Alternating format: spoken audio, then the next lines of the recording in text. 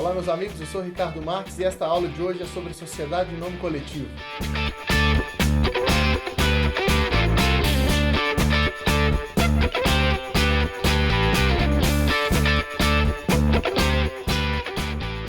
Olá, meus amigos. Depois de termos tratado nos vídeos anteriores sobre os dois modelos de sociedades não personificadas no direito brasileiro, esta gravação de hoje inicia a série de videoaulas nas quais eu tratarei dos modelos personificados de sociedades. Quer dizer, as estruturas societárias que o direito brasileiro disponibiliza aos empreendedores e que recebem o atributo da personalidade jurídica com todos os desdobramentos práticos que isso implica. Vale a pena ressaltar aqui, antes de mais nada, é que ter personalidade jurídica não necessariamente significa limitação de responsabilidade dos sócios, como a gente verá na gravação de hoje e nos demais vídeos. Muito bem, e este início dessa série é marcado pela discussão aqui hoje sobre o modelo das sociedades em nome coletivo, que é uma sociedade regida pelos artigos 1039 a 1044 do Código Civil e, subsidiariamente, pelas regras da sociedade simples. Sociedade em nome coletivo, conforme a doutrina nos informa, é considerado um modelo societário genérico, isto é, se o contrato social de alguma sociedade no Brasil não mencionar que tipo de sociedade os sócios escolheram para si, deve-se presumir, em obediência ao princípio do tipo societário mais simples, que a opção é pelo modelo das sociedades em nome coletivo. Muito bem, há algumas características marcantes nessa estrutura societária. Uma bem importante para o dia a dia empresarial é que na sociedade em nome coletivo, os sócios respondem de forma pessoal e solidária pelos débitos da sociedade. E mais, de forma ilimitada. Isso significa que não interessa quantas cotas um sócio tenha, não interessa a sua participação no capital social, se é maior, se é menor, se ele é administrador ou não. Se a sociedade em nome coletivo não vier a honrar as suas obrigações, os seus credores poderão demandar o cumprimento compulsório dos débitos sobre a pessoa dos sócios, e isso sem nenhum tipo de limitação e sem ter que respeitar nenhuma ordem de preferência entre os sócios. É importante lembrar, quando a gente fala aí de responsabilidade ilimitada dos sócios perante os débitos da sociedade, é que quando se afirma que essa responsabilidade é solidária, isso significa uma solidariedade passiva entre os sócios. Mesmo nos modelos de sociedade de responsabilidade ilimitada, um dos exemplos exatamente da sociedade não coletivo, mesmo neles, deve o credor respeitar a necessidade de primeiro demandar a pessoa jurídica, para só então ele poder demandar dos sócios. Então, inicialmente, para o credor, essa responsabilidade é subsidiária, porque primeiro ele deve esgotar os esforços na tentativa de receber da sua devedora, que é a pessoa jurídica. Não recebendo, aí ele pode demandar sobre os credores, os sócios, que são garantidores dos débitos da sociedade nesses modelos em que há responsabilidade ilimitada, e neste segundo momento, entre os sócios, há solidariedade passiva. Nesse segundo momento, o credor pode optar, pode escolher qual dos sócios ele prefere demandar, podendo inclusive demandar de todos eles, obviamente. Essa é uma regra inafastável da sociedade em nome coletivo, é uma regra que a caracteriza, né? E ela só pode ser minorada se os sócios estabelecerem entre si um acordo de redistribuição dessa responsabilidade. Se eles colocarem no contrato social, por exemplo, que eventuais débitos da pessoa jurídica que recaiam sobre eles serão distribuídos segundo um percentual específico. Mas muita atenção, pessoal. Este acordo de redistribuição de personalidade, de responsabilidade, não pode ser oposto não pode ser invocado perante o credor. O Código Civil é muito claro, o credor que não conseguiu cobrar da sociedade em nome coletivo pode cobrar dos seus sócios de forma solidária. Este acordo que os sócios eventualmente tenham feito, segundo o qual um deles pagaria mais ou pagaria tudo, seja como for, só pode ser discutido depois que o débito for pago. Depois que um desses sócios fizer o pagamento ao credor, aí, a título de reembolso, ele vai fazer valer o acordo que ele fez com os demais sócios. E aí ele vai rediscutir quem é que tinha mais obrigação, quem é que tinha menos obrigação. Tá certo? Há essa possibilidade, portanto, o Código Civil a menciona, mas a gente não pode esquecer que não é uma discussão que possa ser colocada perante terceiros, porque tem eficácia somente entre os sócios. Por várias questões, mas também por essa que eu acabei de colocar, que é a responsabilidade dos sócios, a gente percebe que a sociedade em nome coletivo ela é uma estrutura societária indicada somente para atividades que exijam um pequeno endividamento. Sociedades que, por alguma razão do seu funcionamento, precisem se endividar constantemente e em grandes quantias, por exemplo, uma sociedade que precise comprar muita mercadoria do fornecedor, uma sociedade que tenha muitos funcionários, é uma sociedade, então, que precisa ficar um pouco mais atenta, ou é uma sociedade cujos sócios precisam ficar um pouco mais atentos à questão da extensão da responsabilidade pelos débitos da pessoa jurídica sobre a pessoa deles. Agora, nesses modelos como a sociedade em nome coletivo, em que a lei é expressa em dizer que a responsabilidade da pessoa jurídica se estende também aos sócios, é importante, então, que se busque este modelo somente para atividades cujo endividamento, como eu disse, cujo risco financeiro seja bastante controlado, né? Por exemplo, uma sociedade de prestação de serviços de consultoria, por exemplo, dependendo do seu porte econômico, ela terá muito poucos custos, ela terá talvez o aluguel de uma sala, se muito, né? Hoje em dia tem ganhado muito espaço esses escritórios compartilhados, em que a pessoa aluga o espaço somente quando ela precisa, né? O que reduz o custo.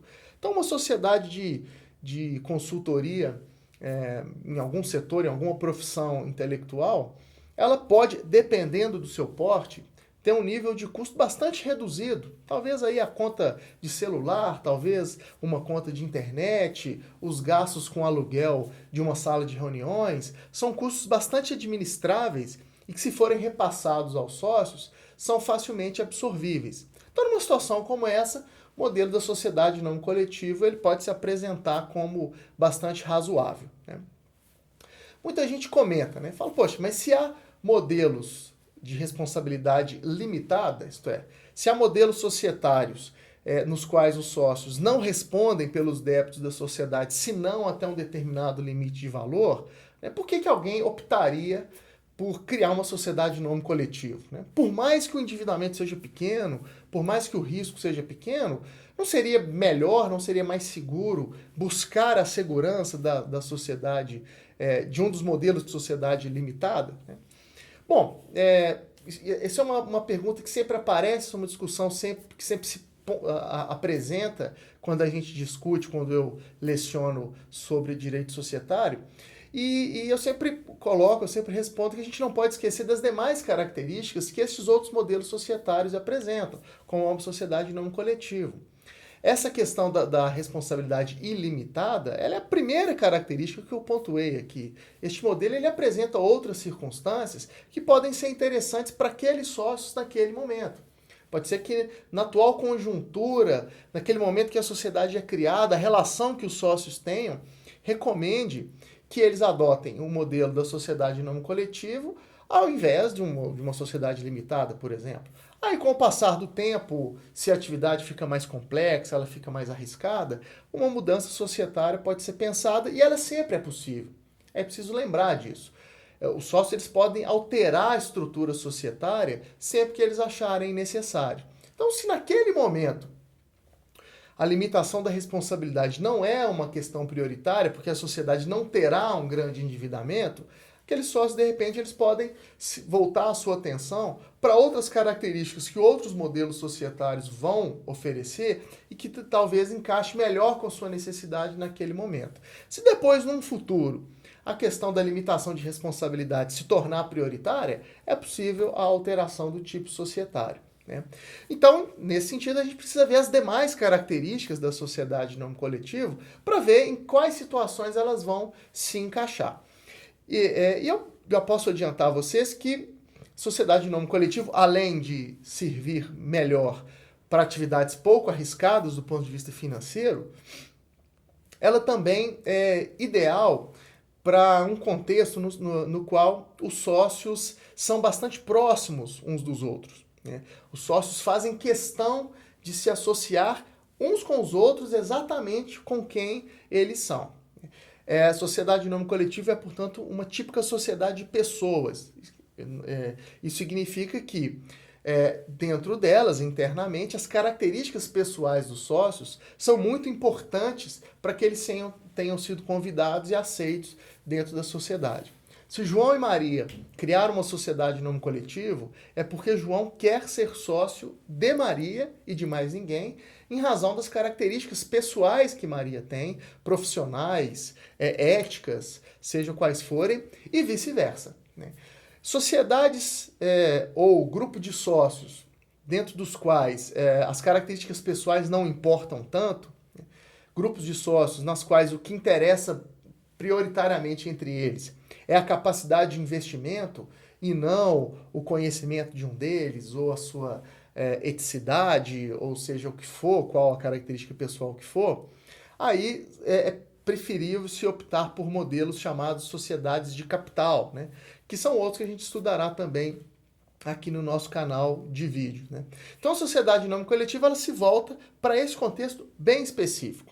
Sócios que desejam explorar uma atividade econômica pouco arriscada do ponto de vista financeiro e sócios que são muito próximos entre si e que querem e fazem questão de ser sócios exatamente uns dos outros e não de qualquer outra pessoa ou de um desconhecido.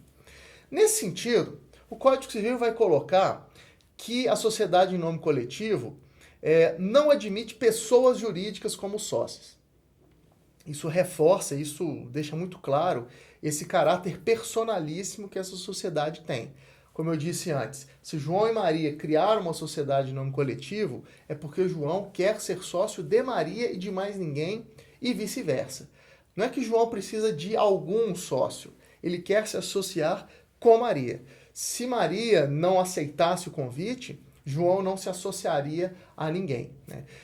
Então, em razão dessa grande proximidade que há entre os sócios, o Código Civil prescreve que na sociedade em nome coletivo pessoas jurídicas não são aceitas no quadro societário. Além disso, incapazes também não podem fazer parte da sociedade em nome coletivo. Isso em razão um pouco do caráter personalíssimo que essa estrutura societária apresenta, mas também em razão da limitação de responsabilidade ou da ausência de limitação de responsabilidade que eu comentei agora há pouco.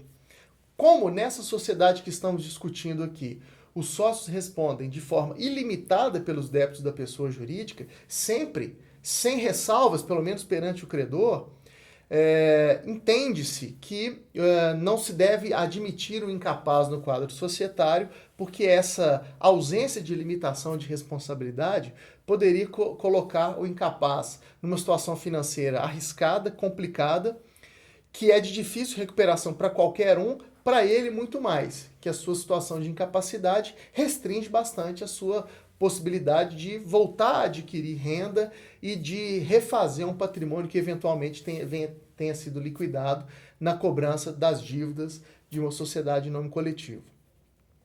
Além disso, neste modelo societário, o Código Civil dispõe que somente os sócios podem administrar. Não é possível na sociedade em nome coletivo contratar-se um administrador não sócio, um administrador profissional. O que é muito comum, e é basicamente uma regra nas sociedades de capital, por exemplo, a sociedade anônima, na sociedade de pessoa, como por exemplo a sociedade em nome coletivo, isso não é possível. A proximidade entre os sócios é tão grande que receia o legislador que a presença de um administrador não sócio entre eles poderia descaracterizar essa proximidade, poderia inserir um elemento estranho ali que desfaria ou colocaria em risco essa proximidade, essa participação tão junta de todos os sócios. Então, é preciso que um deles assuma a administração. Bom, além disso, né, dessas questões aqui colocadas que bem ressaltam o aspecto personalíssimo da sociedade não coletiva, tem uma outra regra que também é bastante coerente com esse caráter. Um credor pessoal de um dos sócios, que eventualmente tente penhorar bens deste sócio e penhore as suas cotas na sociedade não coletivo, o que já de antemão pontuo para vocês que é possível. Já discutiu-se muito no passado se cotas de sociedades podiam ser penhoradas. Hoje o Código de Processo Civil trata isso com extrema clareza. Ele diz com todas as letras que entre os bens penhoráveis, um deles está cotas de sociedades. Então é possível juridicamente que o credor pessoal de um sócio venha penhorar a sua cota numa sociedade em nome coletivo. Bom, quando isso ocorre, né, de um sócio penhorar, de um credor penhorar a cota de um sócio, um credor particular deste sócio, a questão que se apresenta, a dúvida que se apresenta é a seguinte: pode esse credor, liquidar essa cota? Pode ele, neste processo de cobrança do seu débito junto àquele sócio, pode esse credor adjudicar essa cota, tornar-se o titular dela e logo em seguida pleitear junto à sociedade a liquidação dela, isto é, a transformação em dinheiro, a extinção daquelas cotas mediante o pagamento da participação que ela oferece no patrimônio da sociedade? Quando se pensa em sociedade anônima, que é uma sociedade de capital típica, essa pergunta é positiva. A resposta a essa pergunta é positiva. Pode um credor que tenha penhorado ações de uma sociedade anônima solicitar a sua liquidação imediatamente após uma eventual adjudicação. Como pode esse credor também levar essa cota a leilão dentro do processo e essa ação de uma sociedade anônima ser vendida para qualquer interessado que, uma vez a tendo adquirido, pode também solicitar a liquidação. Mas e numa sociedade de pessoas? Essa possibilidade ela precisa ser restringida, porque como a gente está vendo aqui, numa sociedade de pessoas, como é a sociedade em nome coletivo, as características pessoais de cada sócio contam muito. Se a gente for permitir que um terceiro, um credor particular de um dos sócios, por exemplo, adjudique aquela cota e entre no quadro societário, ou se a gente for permitir que alguém que tenha comprado essa cota num leilão judicial também possa integrar o quadro societário, a gente vai colocar por terra este equilíbrio, essa essência da sociedade em nome coletivo. Então, atento a isso, o Código Civil vai prescrever que alguém que eventualmente tenha adjudicado ou comprado em leilão judicial a cota de um dos sócios em uma sociedade em nome coletivo, ele não se torna um dos sócios. Ele não passa a integrar o quadro societário. Ok, isso é uma questão já colocada. Ele não pode tornar-se sócio, então ele não passará a compor o quadro societário. Mas pode ele liquidar essa cota, que é aquele procedimento que eu já comentei aqui, solicitar, então, intimar a sociedade, notificar, né, melhor dizendo, a sociedade, dizendo que ele quer que aquelas cotas sejam extintas e que o valor que elas representam no patrimônio líquido da sociedade sejam pagas. E o Código Civil vai dizer que somente se a sociedade for por prazo indeterminado. Somente se a sociedade em nome coletivo tiver previsão de prazo de existência indeterminado no seu contrato social, é que o credor poderá não tornar-se sócio, o credor de um sócio dessa sociedade que tenha adjudicado a cota. Ele não poderá tornar-se sócio, mas ele poderá liquidar a cota. Se a sociedade for de prazo determinado, o credor que tenha penhorado as cotas de um dos sócios, ele terá que esperar o final do prazo de vigência da sociedade, o que levará à sua extinção, para que ele então finalmente receba o equivalente em dinheiro. Agora, se antes do final de vigência os sócios deliberarem por prorrogar a existência da sociedade em nome coletivo, se for uma prorrogação expressa, o credor não terá direito automaticamente a liquidar a cota. Ele até poderá, neste caso, conseguir essa prerrogativa, mas ele terá que apresentar uma oposição a essa prorrogação expressa dentro do prazo de 90 dias, contados da data em que a decisão societária de prorrogação foi publicada. Se o credor perder este prazo, ele então não poderá liquidar a cota enquanto esse novo prazo, né, de prorrogação chegar ao fim. Agora, se for uma prorrogação implícita, quer dizer, o prazo chegou ao final e os sócios não tomaram nenhuma providência para extinguir a sociedade, e aí então considera-se que a sua vigência se prorroga agora implicitamente e por prazo indeterminado, aí sim o credor poderá liquidar essa cota. Então, resumindo, algum credor que tenha penhorado a cota de um dos sócios, ou alguém que tenha comprado essa cota num leilão judicial, não poderá integrar o quadro societário da sociedade em nome coletivo, diferentemente do que ocorre em outros modelos societários. Aqui, nessa estrutura que estamos discutindo hoje, isso não pode ocorrer.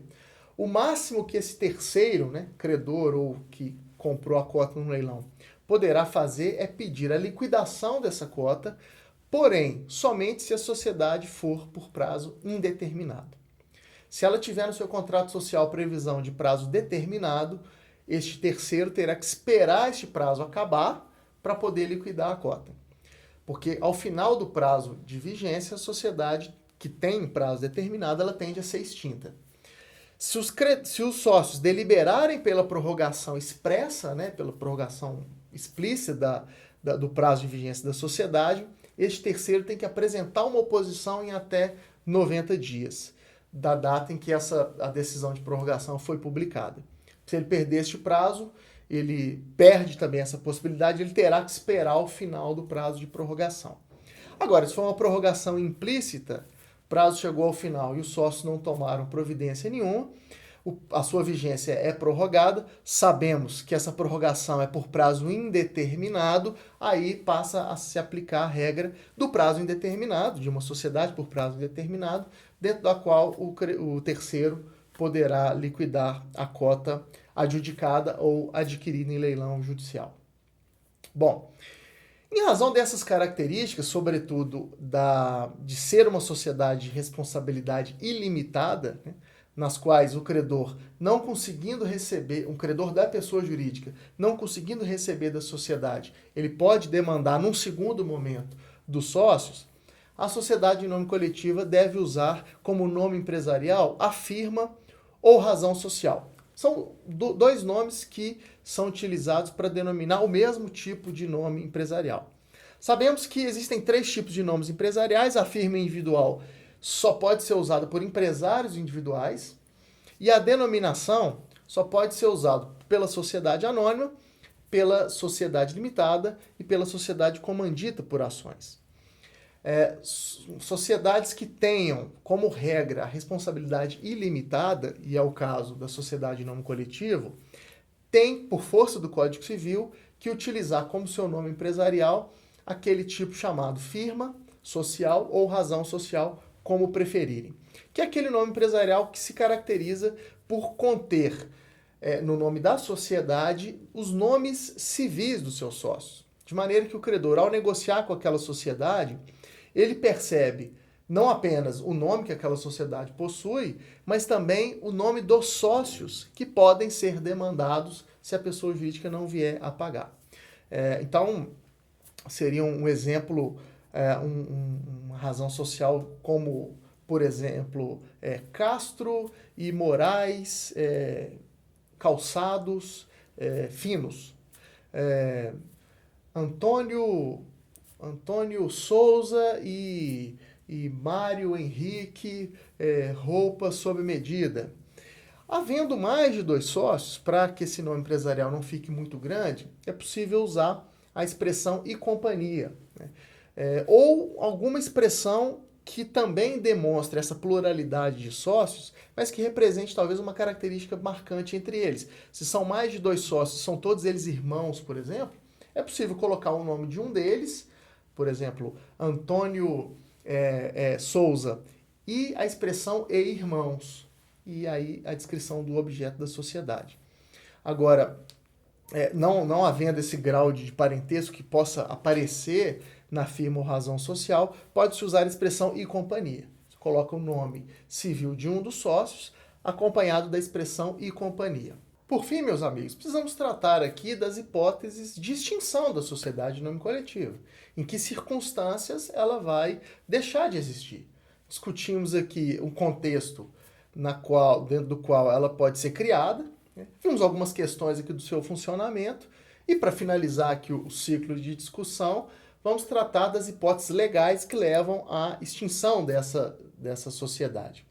Bom, não há, dentro dos capítulos que falam da sociedade de nome coletivo, que são os artigos 1039 e 1044 do Código Civil, nada a esse respeito.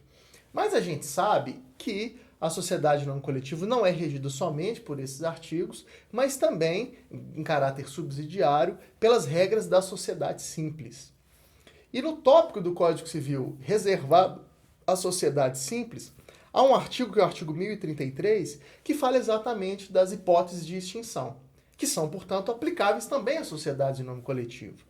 E esse artigo vai nos dizer que as sociedades regidas pelo Código Civil e sobre os quais incide esse artigo 1033, diretamente ou subsidiariamente, são extintas, em primeiro lugar, quando o seu prazo chegar ao fim, se ela for uma sociedade de prazo determinado, chegou ao fim e os sócios não tendo deliberado pela sua extinção ou não tendo tomado providências para extingui-la, ela se prorrogará automaticamente.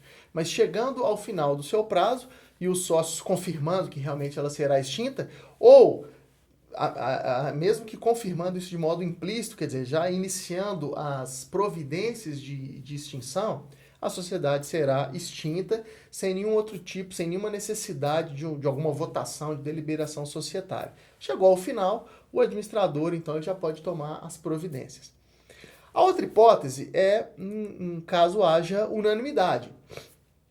Uma sociedade que tenha prazo determinado e que antes desse prazo chegar ao fim, os sócios se reúnem e deliberam de forma unânime pela extinção da pessoa jurídica. É a segunda possibilidade. Agora, se ela for por prazo indeterminado, aí, havendo interesse de parte dos sócios em extinguir essa extinção, é possível e vai depender do voto, da aprovação da maioria absoluta do conjunto de sócios. Então, se a sociedade for por prazo determinado, ela vai ser extinta no final desse prazo. Ela pode ser extinta antes do encerramento da vigência por decisão unânime dos sócios. E se ela for por prazo indeterminado, ela será extinta se a maioria absoluta dos sócios que representam a maioria do capital social assim deliberarem, né? Ou, dizendo de outra forma, para esclarecer, ela será extinta se sócios que representam a maioria absoluta do capital social assim decidirem. E uma última previsão ali do artigo 1033 é a hipótese daquela sociedade estar funcionando mediante uma autorização governamental. Isso ocorre em razão do objeto que a sociedade pode ter. Há alguns tipos de atividades que somente com autorização do governo uma sociedade pode explorar. Se for o caso de uma sociedade de nome coletivo e essa autorização for cassada, for retirada, a sociedade terá de ser extinta. Além dessas hipóteses do artigo 1033, é sempre bom lembrar também que a Lei de Falências, 11.101 de 2005, prevê que se uma sociedade empresária, seja ela qual for o seu modelo, então, portanto, inclusive uma sociedade de nome coletivo, tiver por objeto uma atividade empresarial, sendo, portanto, considerada uma sociedade empresária, se ela tiver a sua falência decretada, ela também será extinta no final do processo de falência. Tudo bem? Bom, meus amigos, esses eram os pontos principais que eu queria trabalhar com vocês aqui sobre as sociedades em nome coletivo. Existem outros modelos societários que recebem o atributo da personalidade jurídica e eles serão trabalhados todos em outros vídeos disponibilizados aqui no nosso canal. A sociedade em nome coletivo é somente a primeira sociedade dessa série de discussões que a gente terá sobre esse conjunto de estruturas societárias. Portanto, fique atento ao canal, esses vídeos serão disponibilizados ao longo do tempo e se você já é assinante, você será avisado tão logo eles forem inseridos no YouTube. Ok? Forte abraço, obrigado pela atenção, até a próxima. Bom, meus amigos, se este vídeo foi útil a você, eu convido a inscrever-se no meu canal no YouTube clicando nesse ícone que aparece no canto superior aqui da tela. Convido você também a conhecer os demais vídeos que estão disponibilizados aqui no canal, clicando também nesse link que aparece aqui do meu lado. Não deixe também de curtir esse vídeo no YouTube. Para isso, basta que você clique no ícone que tem uma mão com o polegar para cima. Isso ajuda o vídeo a ser melhor divulgado e isso vai ajudar outras pessoas como você vieram aqui ao YouTube procurar informações sobre o tema deste vídeo. Ajudará também nesse sentido se você compartilhar o vídeo nas suas redes sociais. Isso não apenas levará esse vídeo a ser conhecido pelos seus amigos, então eles também terão esse suporte nos estudos deles, mas também para outras pessoas e fará com que o canal cresça e que seja possível a todos nós aqui continuarmos mantendo no ar e trazendo cada vez mais material para vocês. Não perca também a possibilidade de consultar o meu blog, no qual eu mantenho alguns artigos jurídicos, algumas notícias, também eu publico alguns vídeos. Isso também poderá ajudá-lo nos seus estudos, como também conheça a fanpage no Facebook, chamada Livre Convencimento, no qual eu publico também uma série de notícias jurídicas, de interesses vários, que vão mantê-lo sempre atualizado. Tá certo? Obrigado.